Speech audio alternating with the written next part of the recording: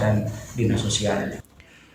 Petugas menghimbau kepada orang tua serta pihak sekolah untuk meningkatkan pengawasan terhadap anak-anak agar tidak terjerumus dalam penyalahgunaan maupun peredaran narkotika. Para pelaku dijerat pasal Undang-Undang Narkotika dan Sistem Peradilan Anak. Meski berstatus pelajar dan di bawah umur, mereka tetap terancam pidana berat sesuai ketentuan yang berlaku. Dari Kuningan, Nana Juhana, TVRI Jawa Barat melaporkan. Beralih ke informasi lainnya, Saudara, kecewa dengan kebijakan pemerintah yang tidak pro rakyat Aliansi BEM di Kabupaten Majalengka geruduk gedung DPRD. Puluhan mahasiswa ini hanya diterima 8 wakil rakyat di halaman gedung DPRD. Aliansi Badan Eksekutif Mahasiswa BEM se-Kabupaten Majalengka melakukan aksi unjuk rasa ke gedung DPRD Majalengka. Sebelum melakukan aksinya, mahasiswa yang berasal dari berbagai perguruan tinggi ini long march di kawal aparat kepolisian Resor Majalengka. Mereka menggelar orasi di depan Tugu Perjuangan Jalan Kiai Haji Abdul Halim hingga arus lalu lintas dari arah barat ditutup sementara. Aksi saling dorong dengan aparat kepolisian di pintu gerbang DPRD tak terelakkan. Namun tidak berlangsung lama karena mahasiswa dipersilakan audiens bersama 8 anggota DPRD, yaitu dari PDIP 4 orang, Golkar 2 orang, dan Gerindra 2 orang. Ketua BEM Universitas Majalengka Nendi Nurdiana mengaku menyampaikan 5 aspirasi terkait kebijakan pemerintah. Pertama itu mengenai kurangi pemborosan APBN, yang kedua itu mengenai evaluasi total program MBG dan KDMP, yang ketiga adalah segera atasi melonjaknya BBM dan juga melemahnya nilai rupiah, dan lalu juga mendesak peninjauan kembali mengenai Undang-Undang TNI dan Undang-Undang Polri. Lalu kemudian juga yang terakhir adalah pemerintah dan Presiden bertanggung jawab untuk bagaimana ketika ada kebijakan-kebijakan yang tidak pro rakyat. Di tempat yang sama, Ketua DPRD Majalengka Didi Supriyadi mengatakan unjuk rasa ini merupakan pertanggungjawaban moral mahasiswa untuk menyampaikan aspirasi kepada DPRD dan akan diteruskan kepada lembaga tertinggi. Jadi kita menyambut baik aspirasinya, sudah kita sepakati dan kita tanda tangan untuk meneruskan. Untuk meneruskan, kita akan nanti teruskan baik secara lembaga ke DPR RI maupun ke pemerintah.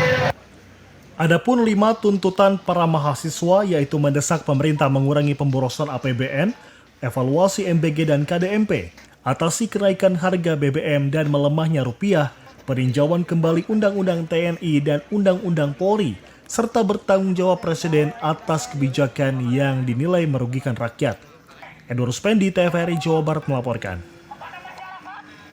Beralih ke informasi lainnya, Saudara, Dinas Pemuda dan Olahraga Dispora bersama KONI Kota Bandung terus mematangkan persiapan menghadapi Pekan Olahraga Provinsi atau Porprov 15 Jawa Barat tahun 2026. Salah satu upaya yang dilakukan adalah meningkatkan kapasitas para pelatih melalui workshop khusus yang membahas berbagai aspek pembinaan atlet modern. Bertempat di Rumah Sakit Murni Teguh Kota Bandung, Dispora bersama KONI Kota Bandung menggelar workshop pelatihan Praporprov 2026 yang diikuti 81 perwakilan cabang olahraga sekota Bandung. Kegiatan ini menjadi bagian dari strategi memperkuat kualitas sumber daya manusia olahraga, khususnya para pelatih yang memiliki peran penting dalam proses pembinaan atlet menuju Porprov Jawa Barat 2026. Sekretaris Dispora Kota Bandung, Hendy Maulana Yusuf mengatakan keberhasilan kontingen Kota Bandung tidak hanya ditentukan oleh kemampuan atlet, tetapi juga kesamaan visi seluruh unsur pendukung olahraga.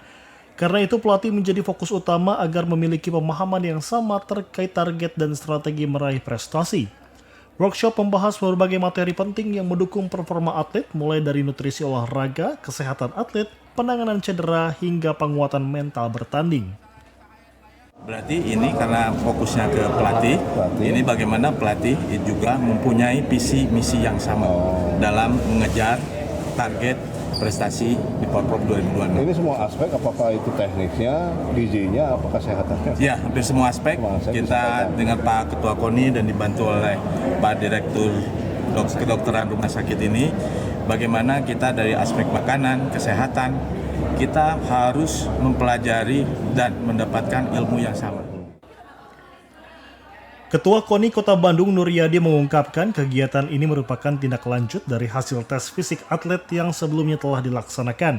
Dari hasil evaluasi tersebut, tingkat kebugaran atlet Kota Bandung secara umum berada pada kisaran 70%. Angka tersebut dinilai cukup baik, namun masih perlu ditingkatkan terutama bagi cabang olahraga yang mengandalkan kekuatan fisik dan daya tahan tinggi. Hasil tes fisik yang memerlukan kondisi fisik prima seperti cabang olahraga permainan itu betul-betul akan digali oleh tim pemateri bersama dengan cabang olahraga supaya ditindaklanjuti ke depannya karena masih ada beberapa waktu, beberapa bulan ke depan sehingga tidak di sekitar 70%, namun demikian misalkan di atas 85% bagi cabang olahraga yang memerlukan kondisi fisik prima. Dengan penguatan kapasitas pelatih, peningkatan kondisi fisik atlet, serta dukungan ilmu pengetahuan olahraga, Kota Bandung optimis mampu mempertahankan tradisi prestasi dan tampil maksimal pada ajang Porprov Jawa Barat 2026 mendatang. Demikian Ahmad Wirahadi melaporkan. Saudara, usai jeda kita akan mengangkat dialog mengenai peningkatan ekonomi melalui sektor peternakan. Tetaplah bersama kami di Jawa Barat hari ini.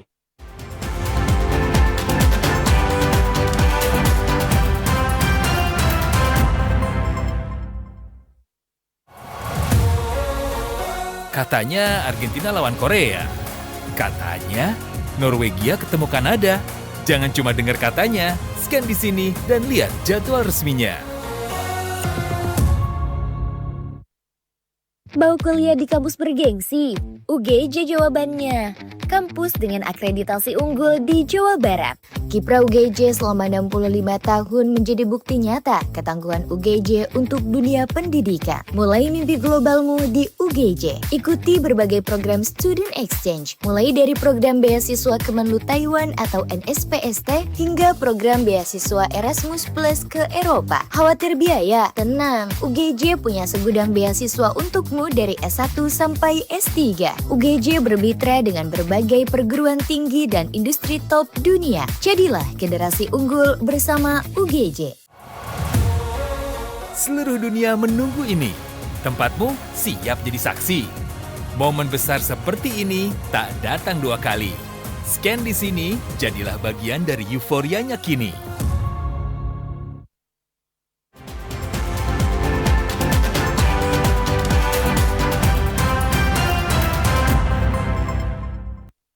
Terima kasih Anda masih bersama kami di Jawa Barat hari ini dan kita masuk ke segmen Dialog Jawa Barat hari ini.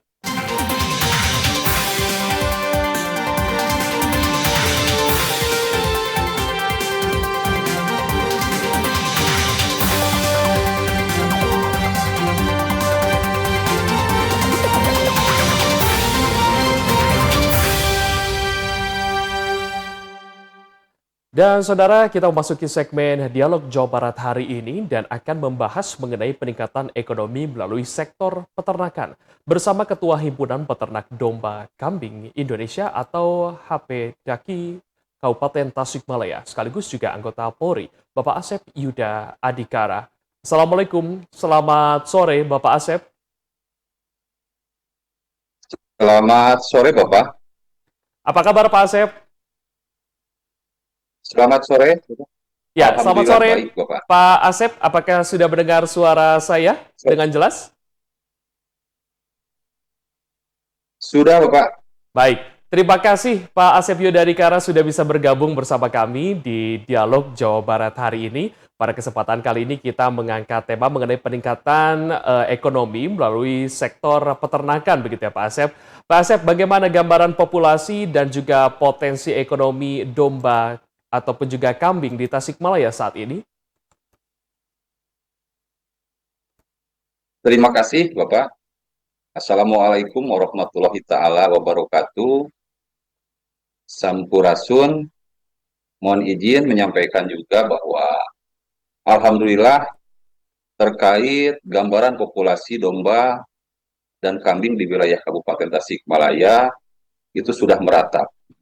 Dari mulai masing-masing kecamatan sampai dengan desa, itu semuanya terdapat potensi peternak domba dan kambing. Seperti itu, Pak. Baik, jadi ini setiap desa sudah begitu ya ada potensi-potensi. Bisa digambarkan kembali apakah juga tentu ini menjadi sumber utama begitu mata pencaharian masyarakat sekitar sehingga setiap desa ini sudah ada populasi dan juga potensinya, ataukah memang ada program khusus, Pak Asep?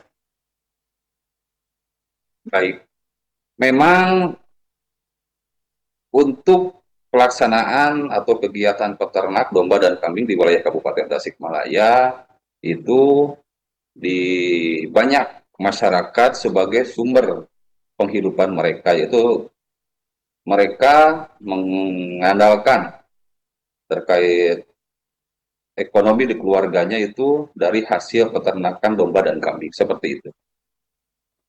Jadi memang ini menjadi sumber utama begitu ya bagi warga masyarakat di Tasikmalaya begitu ya untuk mengembangkan dan juga meningkatkan ekonomi melalui sektor peternakan begitu ya.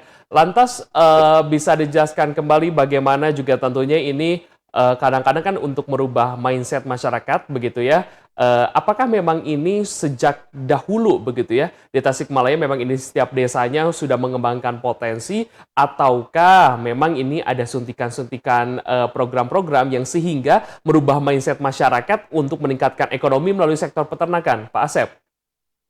Baik, terkait potensi ekonomi yang mana ada kaitannya dengan pemasaran domba dan kambing khususnya di Kabupaten Tasikmalaya. Secara umum itu terbagi menjadi dua bagian. Yang pertama itu domba dan kambing konsumsi, yang mana pemasaran untuk domba dan kambing untuk konsumsi tersebut yaitu adanya pasar hewan yang dikelola oleh UPTD Pasar, Dinas Pertanian, Ketahanan Pangan dan Perikanan Kabupaten Tasikmalaya. Selain itu juga pelaksanaan atau kegiatan penjualan domba untuk konsumsi itu dilaksanakan di masing-masing tempat tinggal dan juga kandang para peternak. Yang kedua, yaitu potensi domba dan kambing yang ada kaitannya dengan seni dan budaya.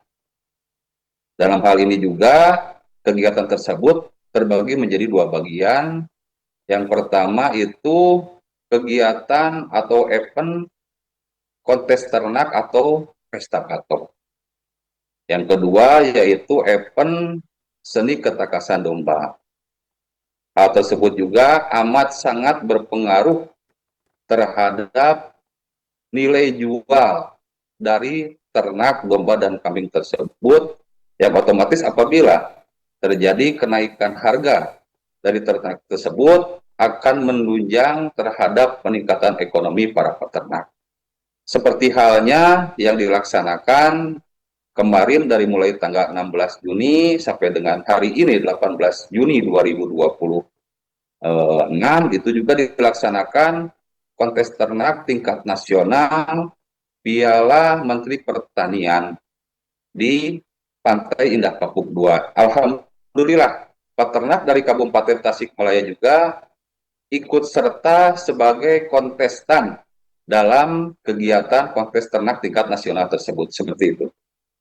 Wah, jadi ini memang sudah bisa diandalkan begitu ya, karena juga tentunya sudah memetakan begitu di Tasikmalaya ada dua jenis domba dan juga kambing, satu untuk konsumsi dan juga ini satu untuk seni dan budaya. Seni budaya pun ini dibagi kembali menjadi dua begitu ya Pak ya, ada kontes begitu ya ternak dan juga ini seni ketangkasan. Memang betul sekali kalau misalnya domba atau kambing tersebut ini sudah memiliki beragam prestasi, ini bisa nilai jualnya juga tinggi begitu ya. Namun juga ini kita tadi dengar sama-sama begitu ya, ini sudah mencapai tingkat nasional. Itu tandanya berarti potensi ekonomi domba dan juga kambing di Tasikmalaya ini cukup tinggi. Namun Pak Asep, saya ingin juga mengetahui begitu ya, di antara dua ini karena kan juga tentunya ada konsumsi dan juga ini untuk seni dan juga budaya begitu ya. Mayoritas di Tasikmalaya itu sendiri begitu ya, konsumsikah atau seni dan juga budaya atau seimbang? Baik, memang berdasarkan hasil survei kami dari organisasi, ini terdapat keseimbangan antara domba untuk konsumsi dan juga domba untuk kaitannya seni dan budaya. Gitu. Tapi memang Untuk nilai harga jual, kalau yang untuk konsumsi itu kan dilihat dari besar atau kecilnya domba atau kambing tersebut. Akan tetapi kalau domba dan kambing yang ada kaitannya dengan seni dan budaya, itu harganya akan lebih fantastis mahal. Karena di sana juga terdapat hobi yang dibangun oleh masing-masing pecinta domba dan kambing seperti itu. Mhm. Pak Asep pasti juga ini juga masuk dengan pakan-pakannya, lalu juga tuh perawatan-perawatan pasti sangat berbeda ya, konsumsi dan juga ini untuk seni dan juga budaya begitu ya Pak Asep ya. Lantas Betul bagaimana sekali. ini solusi dan juga inovasi DKI untuk mengatasi mahalnya biaya pakan ternak saat ini, ataupun juga tentunya ini pasti kan kalau misalnya seni dan juga budaya ini pasti ini perawatannya sangat ekstra begitu ya. Satu domba atau kambing saja ini bisa dirawat bahkan 4 bahkan lebih dari 5 orang begitu ya, karena untuk seni dan budaya ini sangat luar biasa sekali ya Pak Asep. Tapi bagaimana sebenarnya inovasi dan juga solusi dari HPDKI untuk mengatasi mahalnya biaya pakan atau juga perawatan-perawatan lainnya untuk saat ini? Untuk sekarang ini memang mayoritas peternak di Kabupaten Tasikmalaya itu menggunakan pakan hijauan yang diambil dari alam. Akan tetapi tetap untuk mendapatkan pakan hijauan tersebut juga itu memerlukan biaya transportasi dan sumber daya manusia. Selain sumber pakan hijauan juga kami menggunakan pakan tambahan yaitu limbah dari pabrik berupa ampas tahu. Nah, untuk sekarang ini memang terjadi kenaikan harga dari limbah yang digunakan untuk pakan ternak tersebut. Selain itu juga memang ada juga sebagian peternak kami yang sudah menggunakan pakan-pakan buatan yaitu konsentrat. Terkait sistem pemberian pakan ataupun pemeliharaan untuk domba yang ada kaitannya dengan seni dan budaya, memang itu jauh lebih signifikan baik dari pengeluaran biaya pemeliharaan, kesehatan ternak, dan juga biaya pakannya. Karena domba-domba ini diperlakukan istimewa seperti itu. Dari mulai kesehatannya, dari mulai kandangnya, kemudian dari pakannya juga pilihan-pilihan di sana harus memenuhi dari mulai serat, karbohidrat, protein yang bagus, seperti itu termasuk pemeliharaan dari mulai tanduknya juga. Kemudian selain itu juga, apalagi menjelang kontes itu dari mulai cukuran dan lain sebagainya juga itu amat sangat diperhatikan. Seperti itu. Jadi tentunya ini ada beragam juga cara, namun juga tentunya memang untuk menarik hobi ini tidak bisa diindahkan begitu ya. Juga tentunya kalau masalah hobi, masalah biaya ini sangat berbeda sekali begitu ya dibandingkan dengan yang konsumsi. Karena juga memang untuk menjelang kontes ini persiapannya begitu fantastis dan juga memang luar biasa ekstra begitu ya Pak Asep. Lantas Pak Asep, bagaimana sih sebenarnya HPDKI ini menarik minat anak muda untuk terjun ke bisnis peternakan? Jika kayaknya dirasa ini untuk kontes, sepertinya anak-anak muda sepertinya sudah mulai terjun ya ke dunia ini begitu. Namun untuk bisnis untuk konsumsi, apakah di Tasikmalaya juga sudah menemukan potensinya atau seperti apa, Pak Asep? Betul. Jadi untuk menarik minat anak muda atau kaum milenial untuk dapat ikut serta dalam bidang peternakan, yang pertama memang bagaimana caranya anak muda atau kaum milenial ini senang terlebih dahulu kepada ternak. Karena ternak yang dirawat secara istimewa itu akan menjadi hewan peliharaan yang amat menyenangkan. Seperti itu. Yang kedua memang alhamdulillah khususnya di Kabupaten Tasikmalaya untuk anak muda atau kaum milenial ini sudah mulai ada gairah dan juga ikut serta dalam beberapa event yang ada kaitannya dengan domba dan kambing. Selain itu juga apabila setelah mereka senang terhadap domba, kemudian merasakan ada hobi terhadap domba, secara bertahap mereka juga akan memahami nilai jual atau nilai ekonomi yang ada pada ternak atau domba tersebut. Nah, selanjutnya setelah itu juga ketika mereka sudah tahu dan paham nilai jual dari domba tersebut, pastinya mereka pun mempunyai pemahaman bahwa dari peternakan juga bisa menopang kebutuhan hidup mereka. Seperti itu. Itu yang ada kaitannya dengan seni dan budaya. Sedangkan untuk yang kaitannya dengan domba atau kambing yang konsumsi, alhamdulillah memang ada beberapa kaum milenial termasuk dari rekan-rekan mahasiswa juga pegiat peternakan itu ada gerakan sosialisasi dan juga mungkin di sini ada sampel-sampel kandang yang mereka kelola gitu. Yang mereka kelola dari mulai pembuatan pakannya, pengelolaan kandangnya, kemudian pengurusan ternaknya, bahkan sampai pengolahan kotorannya agar mereka manfaatkan menjadi pupuk-pupuk organik ataupun pupuk-pupuk cair seperti itu. Karena terkait pakan tadi itu, kami juga dari organisasi berupaya bisa bekerja sama, komunikasi dan koordinasi dengan pemerintah daerah untuk dapat memanfaatkan ahli-ahli pakan ternak agar melaksanakan sosialisasi terhadap para peternak bagaimana caranya mendapatkan pakan ternak yang murah akan tetapi tetap kualitas baik seperti itu. Jadi memang ini ketertarikan pemuda dan juga pemudi di Tasikmalaya ini memang sudah dirasakan begitu ya. Lalu juga tentunya ini memang kalau berbicara mengenai domba dan juga kambing sepertinya dari A sampai Z ini memiliki manfaat begitu ya. Hingga pakannya, hingga kotorannya pun ini bisa dijadikan pupuk kembali dan juga bisa bermanfaat kembali begitu ya.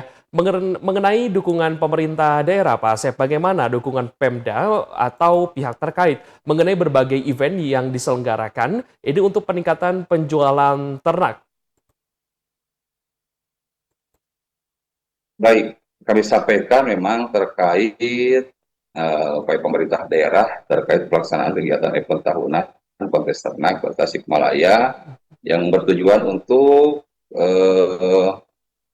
yang pertama itu kontes ternak itu bertujuan untuk sarana silaturahmi para peternak domba dan kambing khususnya yang ada di wilayah Kabupaten Tasikmalaya. Yang kedua juga sarana untuk menunjukkan hasil produk ternak mereka. Seperti itu. Yang ketiga juga sebagai sarana kontestasi hasil produk ternak yang mana apabila ternak mereka mendapatkan juara, secara otomatis nilai jual dari ternak tersebut akan meningkat.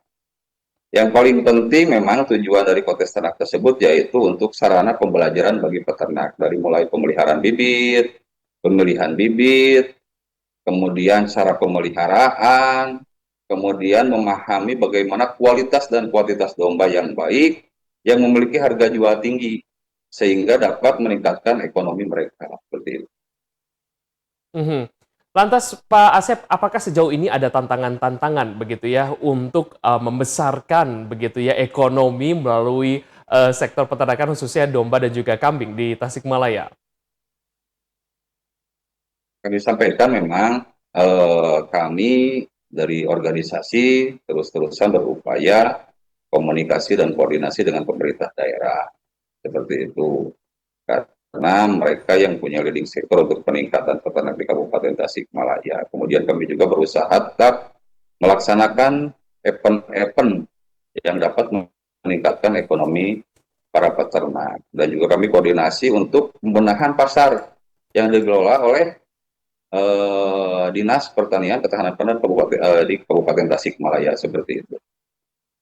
Baik, terima kasih Bapak Asep Yuda Adikara. Pada kesempatan kali ini sudah bisa bergabung bersama kami di Dialog Jawa Barat hari ini. Ketua HPDKI Kabupaten Tasikmalaya sekaligus juga anggota Polri. Sukses dan sehat selalu. Selamat sore Pak Asep. Assalamualaikum warahmatullahi wabarakatuh.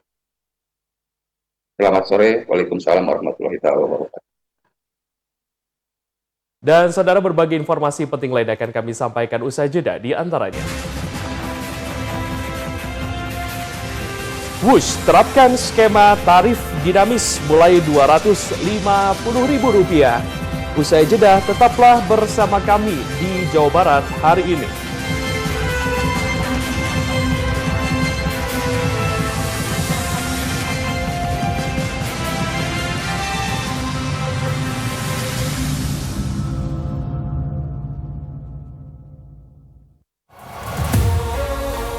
Katanya Argentina lawan Korea.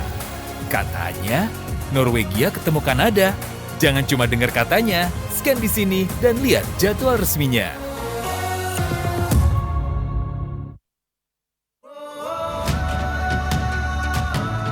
Salam olahraga.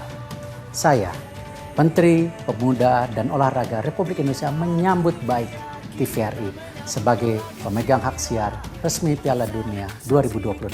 Apresiasi kepada Bapak Presiden dan TVRI yang telah memberikan kebahagiaan kepada masyarakat di seluruh Indonesia hingga pelosok Nusantara. Dukungan pemerintah akan terus berlanjut bagi keberadaan stasiun LPP TVRI. Jangan lewatkan momen terbesar tahun ini. Nonton bareng Piala Dunia FIFA World Cup 2026 hanya di layar TVRI Nasional dan TVRI Sport mulai 11 Juni sampai 19 Juli. Salam bola gembira Piala Dunia 2026. Salam olahraga.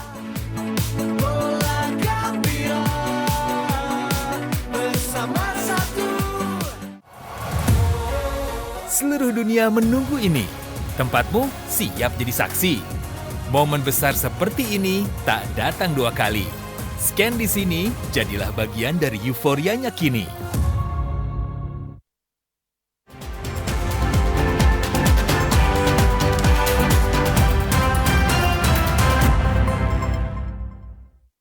Terima kasih Anda masih bersama kami di Jawa Barat hari ini bersama saya Frederico Sinatria dan kini kita ke berita selanjutnya. Memasuki musim libur sekolah yang akan berlangsung pada akhir Juni hingga Juli 2026, KCIC kembali menerapkan skema tarif dinamis yang memungkinkan masyarakat memperoleh tiket Wush mulai dari Rp250.000 untuk kelas ekonomi premium. Selain itu, KCIC juga menghadirkan program diskon rombongan hingga 20% bagi pelanggan yang melakukan perjalanan sesuai ketentuan yang berlaku. General Manager Corporate Secretary KCIC Eva Hairunisa mengatakan periode long weekend dan libur sekolah merupakan salah satu momen dengan mobilitas masyarakat yang cukup tinggi. Untuk itu, KCIC menghadirkan berbagai pilihan tarif dan promo agar masyarakat dapat merencanakan perjalanan dengan lebih fleksibel dan ekonomis. Skema tarif dinamis memungkinkan harga tiket Wush berbeda pada setiap jadwal perjalanan. Besaran tarif ditentukan berdasarkan waktu keberangkatan, tingkat okupansi, serta periode perjalanan. Dengan sistem ini, pelanggan memiliki kesempatan memperoleh tarif yang lebih hemat, terutama dengan melakukan pemesanan lebih awal. Pada periode libur Tahun Baru Islam dan libur sekolah kali ini, tiket Wush tersedia mulai dari Rp250.000 untuk kelas premium ekonomi.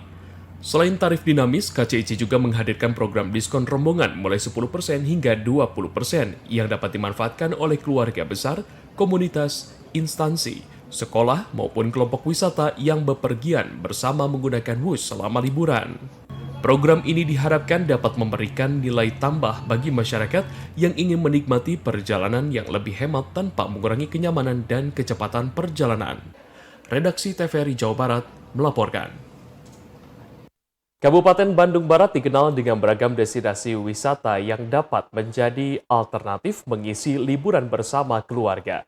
Destinasi wisata yang dapat menjadi pilihan diantaranya Nordic Land yang mengusung konsep wisata edukasi di alam terbuka.